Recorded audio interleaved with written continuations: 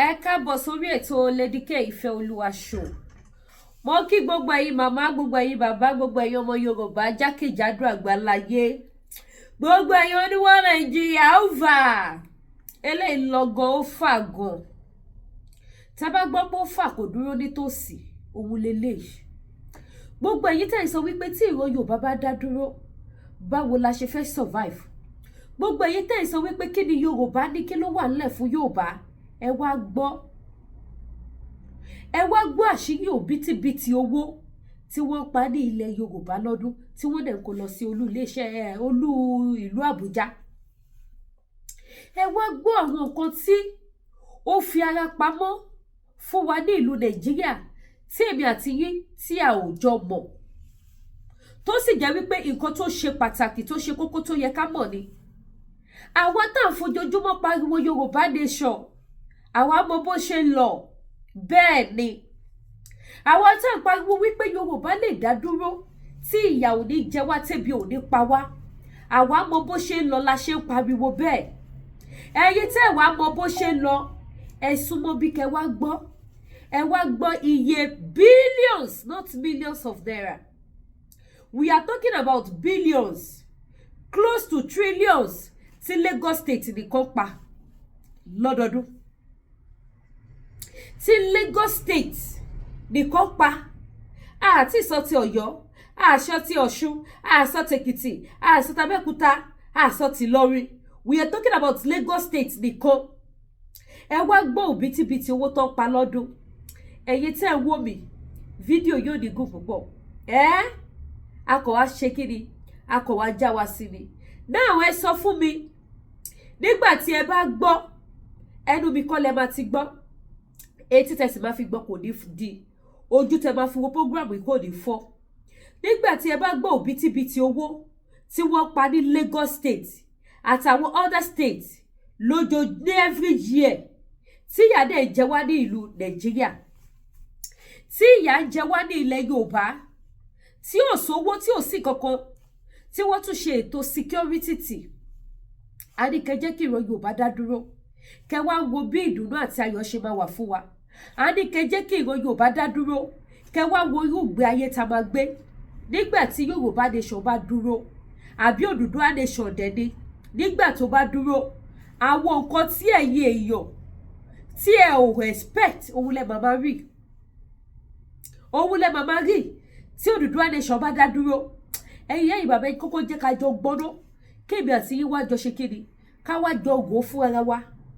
Tó bá jẹ́ wípé ìlú ni ìlú Nàìjíríà, nígbà tí wọ́n make trillions of money, close to trillions ní one state ní Nàìjíríà, out of 39 states bí 41 states dẹni, tí wọ́n make almost trillion ní just one state, tí yàdẹ̀ tún sì jẹ Nàìjíríà, tí Nàìjíríà jẹ gbèsè. Ẹ jọ̀ọ́, ìbéèrè tèmi lélẹ̀, gbogbo owó tó ń make yẹn ibo ló wà? Kẹ́ lè mọ̀ pé gbogbo àwọn politicians yìí yẹn òbítíbitì bú owó ló wà lọ́wọ́ wọn.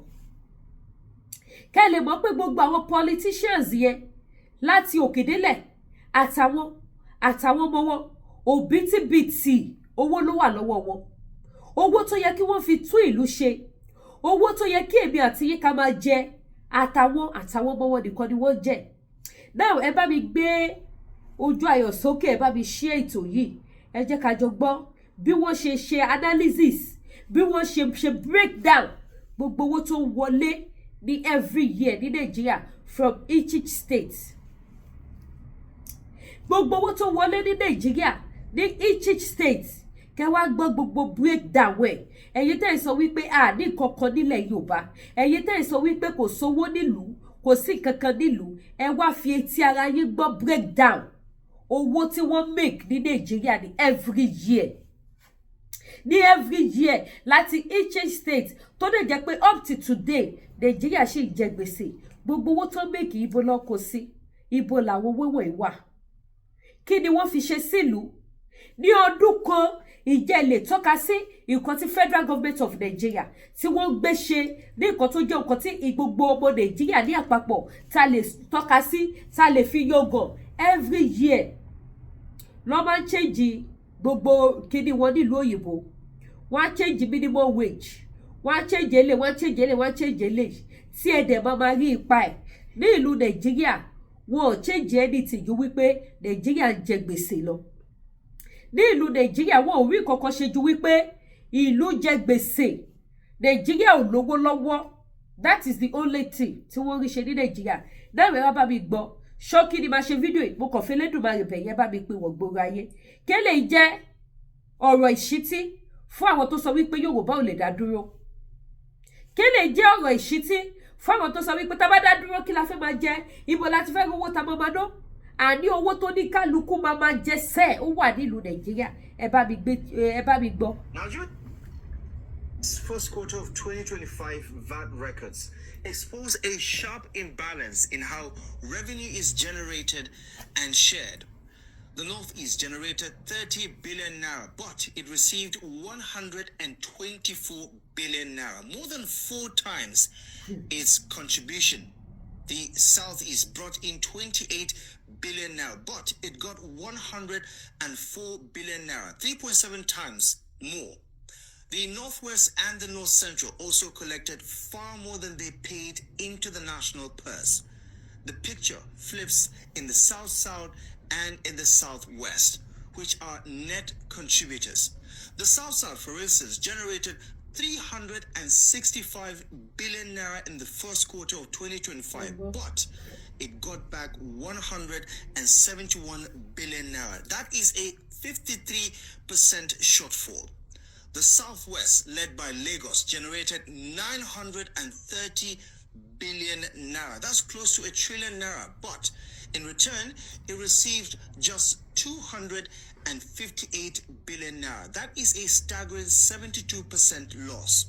Well, Lagos alone put in 819 billion naira, more than the other 35 states combined. Yet, for every 100 naira Lagos contributed, it got back just 16 naira and 74 kobo.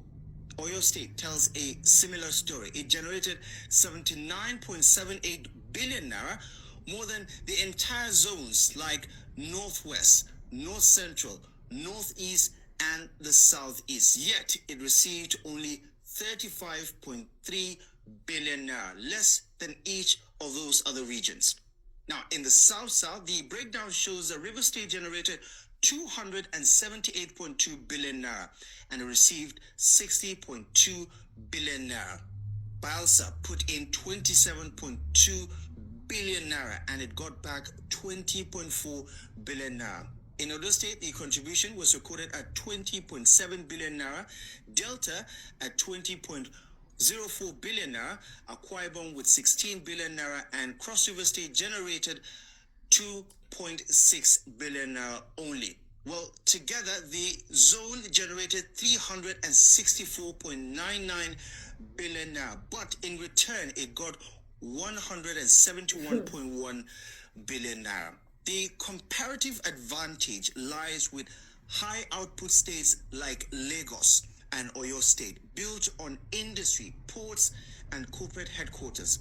Their challenge is a heavy tax burden with low returns. Low output zones benefit more from redistribution, but they remain constrained by weak industry, low informal sector activity, and a heavy reliance on federal transfers.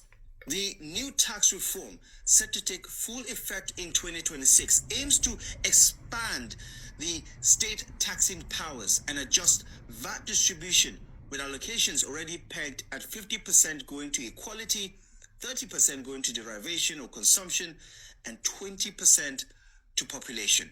If the reforms reward production, high output states will gain more.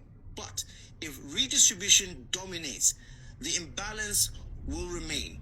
For low output states without real growth, reforms could mean smaller allocations and deeper fiscal stress. The question is clear.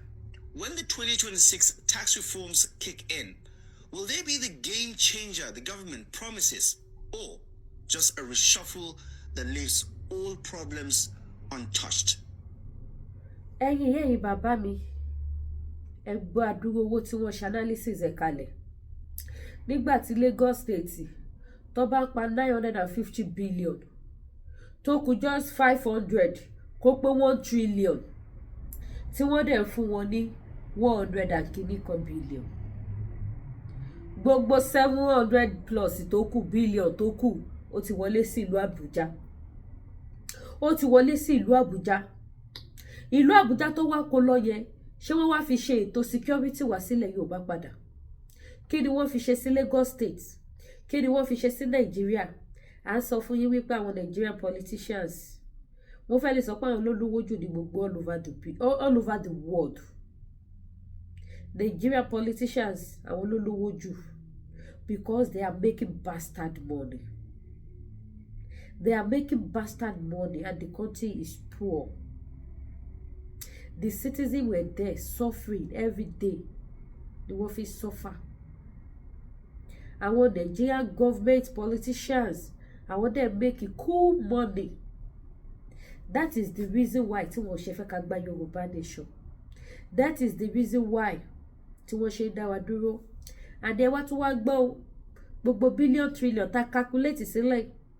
Our elders in Yoruba land, àwọn náà gba share àti tiwọn bẹ̀ o. Àwọn náà gba share àti tiwọn because tí wọ́n bá sọ lọ́sọ̀bọ̀, wọ́n á ní owó tó wọlé ni wọ́n ti sanwó àwọn lọ́balọ́ba. Ni wọ́n ti sanwó councillor, wọ́n ti sanwó àwọn baálẹ̀ kọ̀ọ̀kan tí wọ́n lẹ́nu. Tí wọ́n wà register pẹ̀lú federal government. Wọ́n á nínú ẹ̀ ni wọ́n ti sanwó fún wọn. Ọmọ Yorùbá tata, jọ̀wọ́ la fẹ́ ṣe lè dá. Ṣé bákan ṣe máa bá lọ nínú ìyà yẹn nìyí? Ṣé bá ṣe máa bá lọ nìyí? Because à ń gbìyànjú wípé ká gba Yorùbá nation. Àwọn kan fà wálẹ̀, wọ́n ní lá kò ní ṣe é ṣe. Wọ́n ní lá kò ní ṣe é ṣe. Ẹ jọ̀ọ́, ìjọ wo la wá fẹ́ ṣe gbogbo eléyìí dá? Ṣé bá ṣe máa bá lọ nìyí? Káwọn people dẹ̀ máa jẹ wá máa yẹ kọ́ dẹ̀ máa ń wá lọ díẹ̀díẹ̀. Abẹ́mọ̀ wípé ohun táwọn people yìí ṣe generation wa ni wọ́n rú lọ díẹ̀díẹ̀ yẹn.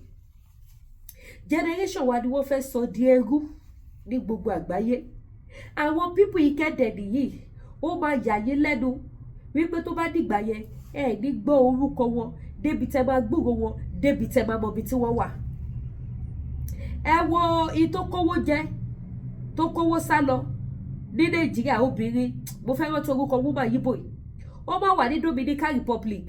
Owó tó gbé ní Nàìjíríà tó já olè ẹ̀ ní Nàìjíríà. Owó yẹn mà ni wọ́n fi ṣọlá ní Dominica. Owó yẹn mà lọ fi dá ilé iṣẹ́, ó gbé owó Nàìjíríà. Ó gbé lọ sí ìlú bòmí. Àwọn ìlú yẹn dẹ̀ accommodate. Wọ́n welcome ẹ̀. Wọ́n dẹ̀ gba owó yẹn lọ́wọ́, wọ́n dẹ̀ fi develop ìlú títí wọn, wọ́n dẹ̀ fi dá ilé iṣẹ́ sílẹ̀. Wọ́n fún ní tax, wọ́n fún ní interest. Ìlú yẹn dẹ̀ tóbi, ọkọ̀ wọn balẹ̀. Àìmọye ẹni tó yẹ kó tó bá ní opportunity àti sáwọ Dominica, inú gbádùn ló wà. Bí gbogbo àwọn tó kù bẹ́ẹ̀ sìn, bí àwọn náà ṣe máa ṣe nìyẹn tó bá di pé ó di woro sí woro dìbò lọ yá mi mọ́. Tó bá di wípé kò sí nǹkan mọ́ nílẹ̀, wọ́n ti jẹ́ tán, ilẹ̀ ti gbẹ. Bí gbogbo àwọn tó kù náà ṣe máa sá lọ sí ìlú tí ẹ̀ ti expect, wọ́n á gbé owó yẹn lọ síbẹ̀. Àìmọye wọn tí wọ́n ti gbọ́ tó jẹ́ wípé owó tí wọ́n jí kó ní Nàìjíríà lè rí traces ẹ̀ lára wọn. Wọ́n ti gbé lọ sáwọn ìlú tẹ̀tẹ̀ fojú sí. Wọ́n sì mọ̀ pé UK, America wọ́n máa cast wọn. Wọ́n mọ̀ pé Canada máa cast wọn. Àwọn Africa tẹ̀tẹ̀ expect àtàwọn Asia country tẹ̀ expect. Ibẹ̀ ni wọ́n gbé àwọn owó yẹn lọ tí wọ́n lọ fi ṣe kíni, tí wọ́n fi invest síbẹ̀. Tí ọkàn wọn dẹ̀ balẹ̀ tó jẹ́ pé títa ayé àìní pẹ̀kú generation àwọn ọmọ tí wọn ò tí bí, wọ́n á máa lọ sáwọn country yẹn, wọ́n á máa lọ gba ẹ̀tọ́ wọn. Èmi àti yín àtàwọn ọmọ táwa wá ti bí, ibo lẹ fẹ́ ká fojú sí? Ibo lẹ fẹ́ kí wọ́n fi ojú sí? Kí lẹ fẹ́ kó jẹ́ àtúbọ̀tán wọn lọ́jọ́ ọ̀la? Ìbéèrè tí ó fàjà ọmọ Yorùbá tàtà. Gbogbo ta ṣe sọ wípé ìran Yorùbá ẹ jẹ́ ká bọ́ nìyẹn. Kò sí ẹnì kankan tó rí ti tèmi àti yérò. Kò sí. Yorùbá ẹ jẹ́ ká wake up. Ẹ jẹ́ ká fi ọ̀tẹ̀ àti rìkíṣí sílẹ̀. Ẹ wo ìgbé ayé táwọn lọ́balọ́ba wa ń gbé. Ẹ wo ìgbé ayé táwọn ìjòyè ń gbé. Ẹ wo ìgbé ayé tó nílé àtàlejò wọn ń gbé. Ẹ wo ibi tabára wa lọ́jọ́ títò ní, ẹ wo tó sọ wádà. ṣé kò tó ká jókòó kára rojinlẹ̀ wọ́n ní tíwájú ò bá ṣe lọ ìyá ṣe padà sí ọkọ̀ Nàìjíríà kò lọ wájú ṣé bá dé padà sẹ́yìn á sì dá dúró á máa ṣe kíni á máa mánéjì ohun tó lọ funfun wa nílẹ̀ káàárọ̀ òjíire wa á rọra máa jẹ́ á dẹ̀ máa fẹ́ lá ó sì dá mi lójú pé a lè jìyà nílẹ̀ káàárọ̀ òjíire ọmọ Yorùbá ò lè jìyà ọmọ Odùduwà ò lè jìyà àfi èyí tó bá fẹ́ wá ìyà fúnra ẹ̀ nìkan ló máa jìyà ẹ wo gbogbo àwọn tó pariwo Odùduwà nation Yorùbá nation ẹ lọ wò wọ́n kí ni wọ́n rí ọ̀pọ̀lọpọ̀ wọn diaspora ni wọ́n wà wọ́n mọ̀ kó tó ń jẹ́ ayé wọ́n mọ̀ kó tó ń jẹ́ gbádùn wọ́n mọ̀ kó tó ń jẹ́ ìdùnnú wọ́n mọ̀ kó tó ń jẹ́ ìfọ̀kànbalẹ̀ tí kò sẹ́ni tó máa yẹ lọ́wọ́ wò kò sí pé kí kidnapper ń bọ̀ jẹ́ ìsá kò sí pé ọlọ́pàá ń bọ̀ máa wá mú mi ìlẹ́gà àwọn ọlọ́pàá Nàìjíríà wọ́n máa rédè àwọn èèyàn àwọn ọlọ́pàá Nàìjíríà wọ́n máa ṣèkà fún Nigerian citizen kò sẹ́ni tó fẹ́ mú wọn sí kò sí nǹkan tẹ́ fẹ́ ṣe sí gbogbo ohun tó bá ṣe àṣegbé ni ṣùgbọ́n nílùú òyìnbó kò máa sí gbogbo yẹn bẹ́ẹ̀ owó làwọn tó wọ́n pé ní ilẹ̀ títí wa náà àwa náà lè dá báyìí a lè gbé ìgbé ayé àlàáfíà báyìí ni wọ́n ṣe ní ká gba Yorùbá nation ẹ wá wọ ẹnu ilẹ̀ wọ ẹnu ọkọ́ lọ́jọ́ ti tòní ọmọ Yorùbá ìtàtẹ̀jẹ́ ká jí ẹ̀fún kó má fún wa mọ́ ìdí kó má dì wá àṣàsí kó má ràn wá mọ́ tá a bá rí gbogbo ibi táwọn olóṣèlú Nàìjíríà tó ti parí iṣẹ́ sí tó wá ń dá wàhálà lẹ̀ fún wa kí gbogbo ṣe yẹ kó bàjẹ́ ká lè bọ́ lóko ẹrú àbí orílẹ̀-èdè tó ti pa òbítíbitì owó tó tó yìí tíyàdé ń jẹ àwọn aráàlú yẹn tí wọn ò dẹ̀ rí lára owó yẹn fi provide security wọn ò rí fi ṣiṣẹ́ security wọn ò rí fi ṣe ọ̀nà wọn ò rí fi ṣe iná gbogbo ẹ bàjẹ́ sí lójoojúmọ́ nílùú Nàìjíríà ni yóò bẹ́ẹ̀ jẹ́ ká wake up Nàìjíríà ti lọ kò sí kankan mọ́ ní Nàìjíríà ẹ̀tàn ló kù ọmọ Yorùbá ẹ̀tàn ló kù kòròfo kò sí kankan mọ́ Odùduwà nation no going back ni àdébí jù bẹ́ẹ̀ lọ lórí ètò Lady K Ifeoluwa show the baby of Yorùbá nation lágbára Ọlọ́run máa ṣọ̀pọ̀lọpọ̀ sinmi láyé àdífi sinmi eléyà àdífi ṣe àṣemọ́ láṣẹ Ìdùmarè gbogbo ẹ̀yin mọ́mì mi ẹ̀yin dádì mi patronize mi wá bá mi rajà mo ní àwọn aṣọ tó fine àti tọkùnrin àti tóbìnrin mo dẹ̀ ń ṣe sales lọ́wọ́ sales is going on now ẹ pè mí any country tẹ́ bá wà má bá yín send ẹ̀ bákan náà gbogbo ẹ̀yin tẹ́ bá need àwọn nǹkan spiritual items ẹ need àwọn nǹkan ètò àdúrà tẹ́ lè lò àdúrà ló ń gba agbára kọ́ o àdúrà òun ló ń gba agbára kọ́ mo fine mo rẹwà mo lówó lọ́wọ́ kò lè ṣẹ́ ogun o kò lè ṣẹ́ ogun èèyàn tó rẹwà tó lówó tó ní gbogbo kan lọ́wọ́ gan ló máa ní ogun jùnú ayé ẹ̀ nítorí pé kí ni ogun abínú ẹni á dúró sẹ́gbẹ̀ẹ́ kan ogun àwọn arógbòbògò jẹ́ tó rí ẹ tó ń fà tó ń lówó lọ́wọ́ tó wà òkè tó dẹ̀ fẹ́ ba ògo yẹn jẹ́ ìyẹn náà máa dúró sẹ́gbẹ̀ẹ́ kan ara máa ṣe títẹ̀ lábẹ́lẹ̀ àti bẹ́ẹ̀ bẹ́ẹ̀ lọ mélòó ogun téyàn lè fojú téyàn lè fi ẹnu kà tán téyàn dẹ̀ lè fojú rí tó dẹ̀ já ayé èèyàn fún èyí tẹ́ bá ní àwọn nǹkan àdúrà tẹ́ lè lò àwọn spiritual items ajẹ́bidán tó confam tẹ́ lè lò tí àdúrà dẹ̀ máa gbà tí ogun ayé máa ṣẹ́ tẹ́ máa di ọlọ́pẹ́ ẹ pè Lady K Ifeoluwa show our spiritual store ó wà ní 76 Wentworth Street Amity downtown if you know you want to walk into my store feel free to come kò sí màjáre kankan bẹ́ẹ̀ mi ò ṣe legal business my business was registered business mi wà register so you are free to come to my store come and select your choice tó bá jẹ́ àwọn nǹkan àdúrà ló fẹ́ àwọn nǹkan àdúrà mi wà tó yẹ pé we cannot expose this on social media but when you call me or come to my shop we will talk about it and I will send it to you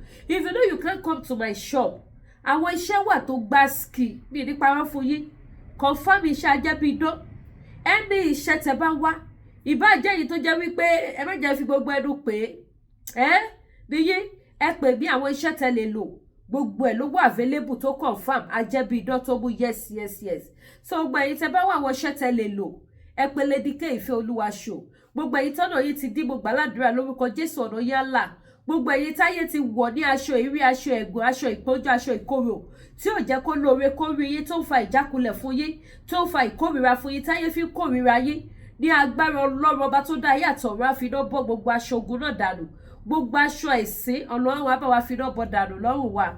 Bẹ́ẹ̀ ni, so gbogbo ẹ̀yin tẹ́ bá nídìí àwọn nǹkan àdúrà, ìbájẹ́ fún ìgbéyàwó, ìbájẹ́ fún iṣẹ́, anything spiritual, ẹ pè Lady K Ìfẹ́ Olúwaṣò, ẹ̀bẹ̀ àwọn àgbà wà, arọ́bí wà, back to sender wà, ìtúwọ́ wà, àgbélépọ̀tà wà, gbogbo ẹ̀yin tẹ́ máa forí kó òwú aláǹtakùn lójú títì, àwọn nǹkan tẹ́ máa lò láti fòpin sí ó wà. Owó aláǹtakùn kì í ṣe nǹkan tó dáa kéèyàn máa forí kó òwú aláǹtakùn, àbí kéèyàn máa jẹun lójú oorun, àbí kéèyàn máa ní ìbálòpọ̀ lójú oorun. Gbogbo àwọn nǹkan bẹ́ẹ̀ yẹn kì í ṣe nǹkan tó dáa. Ìbálòpọ̀ ojú oorun wọ́n fi gba oore lọ́wọ́ ẹ̀dá ni. Oúnjẹ ojú oorun wọ́n fi dá ìsàn sínú àgọ́ ara fúnyàn. Láti bí oúnjẹ ojú oorun wọ́n máa ń gbabẹ̀ wọlé ọfà síyàn lágọ̀ọ́ ara. Ó dẹ̀ máa ń fa ìjákulẹ̀ fúnyàn, ó máa ń fa àfàsẹ́yìn fún ire èèyàn. So gbogbo àwọn nǹkan tẹ́ lè lò láti fi dẹ́kun àwọn àlá burúkú, láti fi ṣẹ́ ogun Sátánì, gbogbo ẹ̀ ló wà available lọ́dọ̀ Lady K Ìfẹ́ Olúwaṣò. So gbogbo ẹ̀yin mọ́mí, ẹ̀yin dáadé, any country tẹ́ bá wà, ẹ̀yẹ pè mí tẹ́ bá lè wá, máa bá yín send post office máa gbé dọ́dọ̀ yín pẹ̀lú àyà àtàláfíà. Ẹ dẹ̀ lò ní orúkọ tí bàbá tọmọ tí ẹ̀mí mímọ́, ẹ máa jẹ́rìí sí agbára Ọlọ́run, ẹ máa ní testimony ayọ̀ ní agbára Ọlọ́run. Kìkì kẹ́yìn ṣàti gbàgbọ́ nínú Ọlọ́run, ẹ má gbàgbọ́ nínú Lady K pé àmúmọ́ Lady K dáadáa, mo máa rí lórí social media kò lè ṣe nǹkan burúkú. No, èmi kọ́ ni kẹ́ gbàgbọ́ nínú ẹ̀, Ọlọ́run ni, kò sẹ́ni tó pé. Jésù gan sọ, ó lóun ò pé bí kò ṣe bàbá òun ti bẹ ní ọ̀run, tí í ṣe Ọlọ́run Olódùmarè tó dá wa, tó dá Jésù. Èèyàn ló dá Ọlọ́run ló dá Jésù. Jésù ò jábọ́ láti sánmọ̀, Ọlọ́run ló dá, Ọlọ́run tí gbogbo wa ò rí, òun ló dá gbogbo àwọn ìríjú àti ikọ̀ ẹ̀. So òun nìkan lọ́ba tó pé, kò sẹ́ni tó pé. So Ọlọ́run yẹn ni kẹ́ni bìlíìfù nínú ẹ̀, àti Jésù tí í ṣe ọmọ Ọlọ́run. Bẹ́ẹ̀ ni, àwọn ni mo fẹ́ kẹ́ nígbàgbọ́ nínú wọn. Tẹ́ bá ti nígbàgbọ́ nínú wọn, gbogbo ti di ṣíṣẹ́. Ìgbéyàwó tó fẹ́ dàrú yẹn kò tún dàrú mọ́. Ọkọ tẹ́ ẹ̀ wá yẹn ó di dandan ẹ máa rí, ìyàwó tẹ́ ẹ̀ wá yẹn ẹ máa rí, iṣẹ́ tẹ́ ẹ̀ wá ẹ máa rí, ọ̀nà tó ṣí ó máa là. Ogun á padà sórí ológun, ẹ̀fún á padà sórí ẹlẹ́fún, àṣàṣì á padà sórí ẹ̀ lásàsì. Tẹ́ bá ní àwọn èèyàn tó bá mọ nǹkan tí ò da, àwọn nǹkan burúkú yẹn, tẹ́ dẹ̀ fẹ́ stop kọ́ má mọ àwọn nǹkan yẹn mọ́, àwọn nǹkan ètò àdúrà tẹ́ lè lò ó wà láti fi stop ẹ̀. Bákan náà, èyí tẹ́ bá fẹ́ ra oyin original, ẹ jẹ́ kí wo bí mo ṣe lè gbé wa lọ sí spiritual store wa, kí wá lọ fọjà wọn wa. Mo bọ̀, just a minute. Yes, gbogbo èyí tẹ́ bá need àwọn nǹkan spiritual items tẹ́ bá lè lò, ẹ pè mí, ó wà available. Èyí tẹ́ bá need oyin gidi, original oyin tó confirm, tó mú yes, mo ní àwọn oyin yẹn ní size by size. Mo ní wọn ní sizes lóríṣiríṣi. Oyin original oyin ó wà, oyin original tó mú yes. Eléyìí ò ṣe oyin sugar bóyin ìrèké, no, original oyin òun lélẹ̀. Èyí tẹ́ bá mọ oyin gidi. Bákan náà, èyí tẹ́ bá wá nídìí àwọn nǹkan tẹ́ lè lò fún ìṣẹ́gun lóríṣiríṣi, òun ní àwọn iṣẹ́ wà lọ́lọ́kọ̀ òjọ̀kan tẹ́ lè lò. Ọṣẹ àánú wà, ọṣẹ arọ́bí wà, ọṣẹ ìtúndè, ọṣẹ àgbélépọ̀tà, gbogbo ẹ̀ pátápátá ló wà. Àwọn nǹkan ìṣẹ́gun lóríṣiríṣi, àwọn spiritual items, àwọn nǹkan ìbùkún náà tó máa fa ire wá fúnyàn, téèyàn máa rí ojú rere àtàánú gbà. Lọ́mọdé á nífẹ̀ẹ́ yín, àgbàlagbà á nífẹ̀ẹ́ yín, gbogbo àwọn èèyàn wá bẹ̀rẹ̀ sí ní ṣe kíni, wá bẹ̀rẹ̀ sí ní wòye ṣe láàánú. Gbogbo nǹkan tẹ́ lè lò ó wà available. Gbogbo ẹ̀yin tẹ́ bá jẹ́ business woman, àwọn nǹkan tẹ́ lè lò fún business yín láti fi boost business yín. Ọlọ́run ò kọ́ àjò, kéèyàn kọ́ má bàtẹ̀ èèyàn jẹ́ ni. Ọlọ́run ò kọ́ àjò. Àwọn nǹkan tẹ́ lè lò ní àwọn nǹkan ìtajà láti fi boost business, kájé máa wá níwọ̀nba ìgbà tó jẹ́ pé nǹkan tẹ́ bá ti ń tà, nǹkan tó wà òkè ni, tó jẹ́ nǹkan gidi tí kì í ṣe gbàrọ̀ ọ̀gùdù. Àwọn nǹkan tẹ́ lè lò láti fi máa ṣe kíni, láti máa fi ta ọjà yín, gbogbo ẹ̀ ló wà available. Ẹ̀yin tẹ́ bá ní ilé iṣẹ́, àwọn nǹkan tẹ́ lè lò sí ilé iṣẹ́ yín, káwọn customer lálùbáríkà kí wọ́n máa wọlé wá síbẹ̀, gbogbo ẹ̀ ló wà available. Ọṣẹ wà, àwọn so many things, ẹ má jẹ́ kí n fẹnu ka gbogbo ẹ̀ ló wà tẹ́ lè lò. So gbogbo ẹ̀yin tẹ́ bá need àwọn nǹkan wọ̀nyẹn, ẹ kàn sí mi. Bákan náà, ẹ̀yin tẹ́ bá need the product iléeṣẹ́ TL Natural Herbal, oògùn diabetes, oògùn jẹ̀díjẹ̀dí, oògùn high blood pressure, gbogbo ẹ̀ ló wà available. Gbogbo ẹ̀ ló wà available. Oògùn diabetes, oògùn jẹ̀díjẹ̀dí, oògùn high blood pressure, oògùn manpower. Ẹ̀yin tẹ́ bá fẹ́ pakuru mọ́, tẹ́ fẹ́ do dáadáa, kò sóògùn manpower mọ́ nílẹ̀, ó ti tán, kò kí ń dilẹ̀. ó sọ fún yín ti diabetes gan kò dilẹ̀ yìí tẹ́ bá nídìí ẹ tètè pè mí lórí WhatsApp number tẹ́ wò lójú screen yìí kẹ́ wá ṣe kíni kẹ́ wá grab tọ̀dọ̀ títí yín ó ń ṣiṣẹ́ dáadáa ó confirm ṣẹ́rẹ́ ni tí diabetes yẹn tó bá ti pẹ́ gan lára ẹ̀ 2 pack báyìí lẹ́ máa nídà ti lò but èèyàn tó bá jẹ́ pé ẹ̀ṣẹ̀ dictate ni àbí wọ́n ti dictate tó jọ mẹ́ta ṣùgbọ́n kò high nǹkan tẹ́ máa lò ẹyọ kan báyìí just 1 pack is okay fún yín láti lò so ló bá di kíni ló bá di bye bye bákan náà èyí tẹ́ bá fẹ́ ra àwọn lọ́fíńdà lóríṣiríṣi ẹ̀yin tẹ́ fẹ́ ra àwọn nǹkan tẹ́ lè fi ṣọpẹ́ ní ṣọ́ọ̀ṣì àwọn nǹkan tẹ́ lè lò anything ẹ̀yẹ ṣàtìpele dk òun ní lọ́fíńdà chairman ni mo ní tí iṣẹ́ wà nú ẹ̀ mo ní tí kò sí iṣẹ́ nínú ẹ̀ eléyìí báyìí sìn is just ordinary one chairman lélẹ̀ mo ní tí iṣẹ́ náà tó tún wà nínú ẹ̀ tó yẹ pé the only tí tẹ́kọ̀ọ́ bá ṣe fèmí tí bá ti gbé fún yín ẹ kàn ju owó síbẹ̀ tẹ́lẹ̀ máa ṣe kíni tẹ́ bá jí làárọ̀ tẹ́ ti wẹ̀ tán tẹ́ fẹ́ jáde ẹ bù sọ́wọ́ yín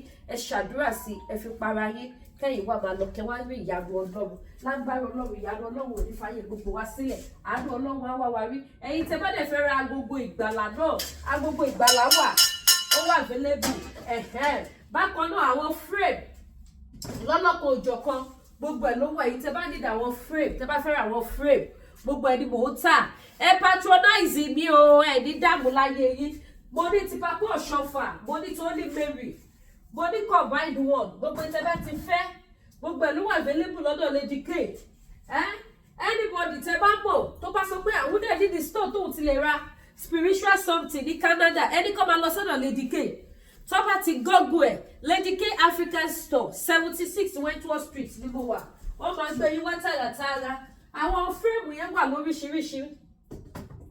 lóríṣiríṣi làwọn frame tí mo ní èyí tẹ́ bá ti fẹ́ ni èyí tó bá ti wù yín ẹ lè fi sílé yín gan pàápàá irú èmi sì ọjà yẹn gan irú èmi sì mo ní frame nílé mi so ẹ lè fi sílé yín kí ló kọlù yín báyìí ẹ lè fi sílé yín ẹ lè yàgẹ̀ sílé yín ẹ lè fi ṣọpẹ́ ní church ẹ lè gbé sọ́fíìsì yín kò sí nǹkan tó fi ń ṣèyàn ó dáa gan kéèyàn máa ní fọ́tò Jésù nílé ó dáa gan ni it's a good thing so bó ṣe jẹ́ nìyẹn so tó bá dẹ̀ jẹ́ àwọn aṣọ náà ni ẹ bá fẹ́ àwọn aṣọ ọkùnrin wà lọ́lọ́kọ̀ òjọ̀kan mo láwọn kẹ̀m̀bẹ̀ mo láwọn long sleeve àdìrẹ fún tọkùnrin mo láwọn long sleeve àdìrẹ fún tọkùnrin mo dẹ̀ láwọn short sleeve náà àwọn fine aṣọ àwọn aṣọ tó yẹ pé ó mú yes gidi gbogbo ẹni mo ní ẹ wo ilé báyìí sí aṣọ ọkùnrin lélẹ̀ aṣọ ọkùnrin ní long sleeve ni òun nìyí long sleeve ni mo ní tí ò ṣe long sleeve mo ní tó jẹ́ dàṣíkí